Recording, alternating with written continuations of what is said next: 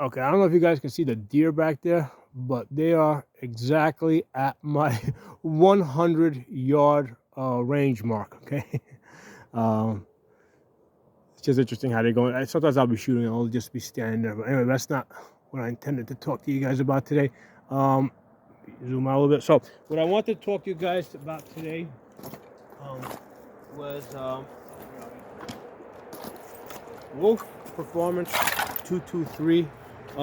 Normally, I just use Tula or I just use regular Wolf ammo.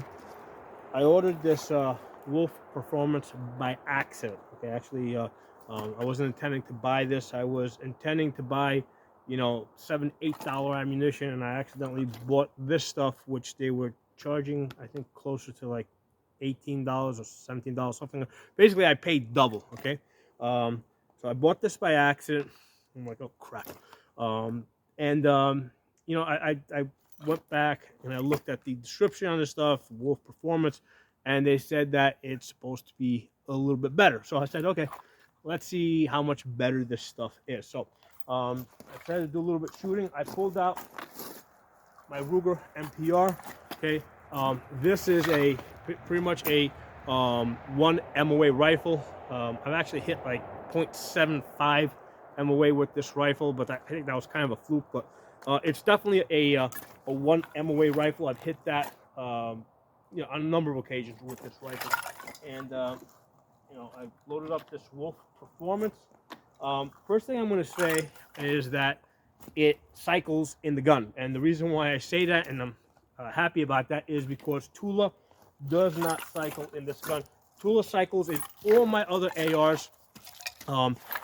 This one, those are all my other ARs are either carbine length or pistol length. This one is mid length. Okay, so it's got a longer gas tube. It's softer recoiling, right? Because the gas travels, I guess a longer distance. It's a softer recoiling rifle.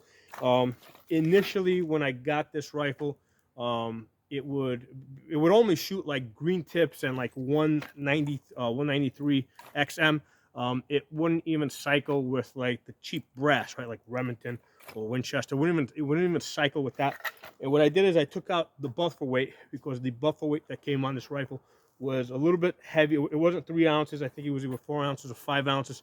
And I took out the buffer weight and I put in just a standard 3-ounce buffer weight, and that got it to the point where it would cycle with just cheap brass, right? I could shoot this with Remington brass, and it would cycle reliably. It still would not cycle with Tula or Wolf. Okay, so I said, okay, I got this expensive steel case ammo that costs twice what I normally pay for steel case ammo. Let's see if this stuff works. Okay, so the good thing is I already went through about 40 rounds. And yeah, this stuff does cycle the gun. Okay, so if you have an AR that doesn't cycle steel case, basically there's a good chance it will cycle with this. Although this stuff is pretty much at the same price as cheap brass, so I don't know why you would want to get this as opposed to, like, say, get cheap brass. But yeah, because it's pretty much the same price as cheap brass.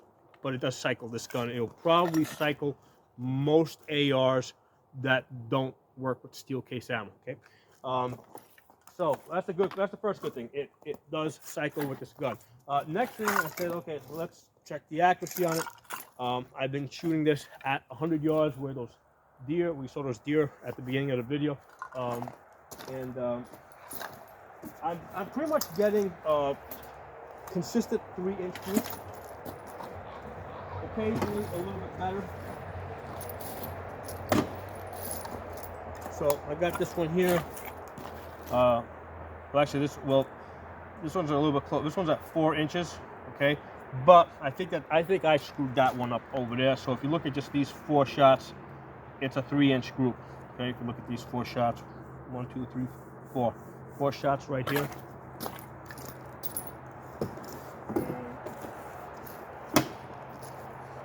These two actually look a lot better. Okay, because here, right, if you look at this grouping, the total grouping is inside of 3 inches. Okay, but I've got a nice cluster here that is 1 3/4 inches. All right, so, and then I got this one here. I'm pretty sure I didn't throw this shot. I think that, because I saw it again over here. Here's another one. And I've seen this with Tula ammo.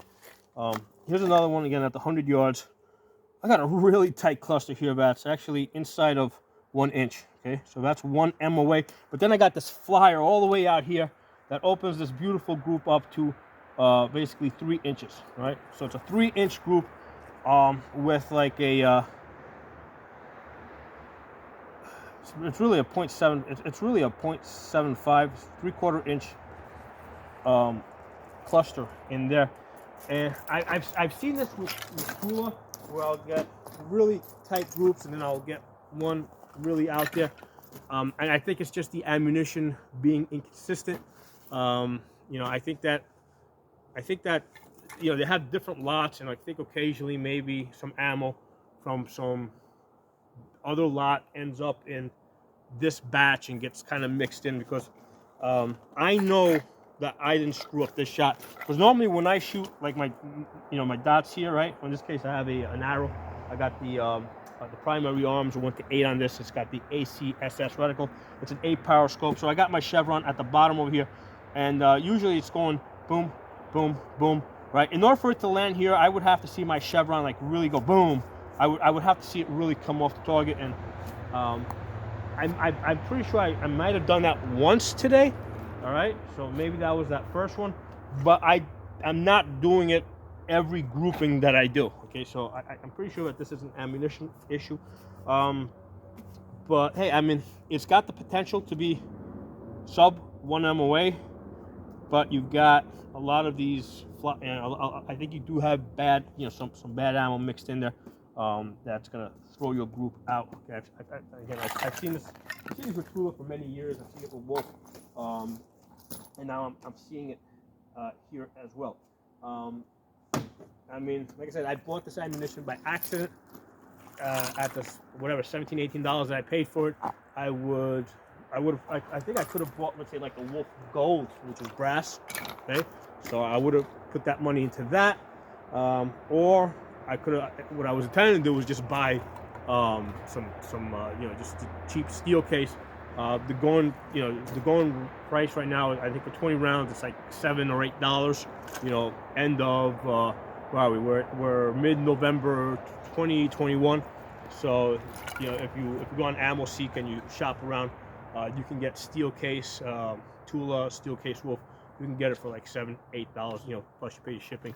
I mean, anytime you're buying ammo, always buy 1,000 rounds. If I bought 1,000 rounds of this, for 1,000 rounds, I think I would have paid somewhere between $315 and $350. I ended up paying like almost twice that. Like, I think it was like $625 with the shipping. The shipping was cheap. I got it from Brownells. The shipping was only like $10, but they really, I think they really, you know, they only charge you $10 on shipping, but I think that this stuff is overpriced. Like I said, I bought it by mistake. I was kind of, you know, I was kind of like, the reason I bought it is because I had a credit, and I said, okay, let me use up this credit. I had like something like a $300 credit for something I returned. I said, you know, let me, and then what happens is they didn't actually, because the item I returned was more than, I think 45 days, they didn't issue a refund to my card. They issued a gift certificate, right? They give you like a certificate number. I said, you know what, before I forget about this and it gets lost, let me buy something. So it was like, okay, what can I get, you know? And I saw, oh, okay, ammo, okay. And I saw the Wolf. I saw it was about $18. In my mind, I was actually thinking 2020 prices, right, at the height of the COVID BS, when, you know, ammo was selling out all over the place, and I was actually, you know, back then I was paying, you know, $18 a box for Tula, for Wolf, for everything. Okay, so in my mind kind of went back to that, kind of froze, and I didn't think, wait a second, this is twice what I'm actually paying now. So that's how I ended up with this stuff. That happens. I make mistakes. So I hope you enjoyed the video. But yeah, I just wanted to kind of do a review on this Wolf Performance since I got my hands on it. The way I plan to use this ammo, I'm going to use this kind of like as medium range ammo. So I'm not going to be shooting it like at 30 yards. I'm up close, I'm going to be probably shooting this mostly at 50 yards. If I go to different ranges, I'll use this. I'll probably start off with this stuff. I'll start people out at 50 yards, teach them some of the basics, and then once I see that they're comfortable shooting, then I'll switch in the brass. So that's probably how I'm going to end up using this stuff. So hope you guys enjoyed the video. If you're not a member of the channel, subscribe, hit that bell so you get notifications. I'll talk to you guys soon.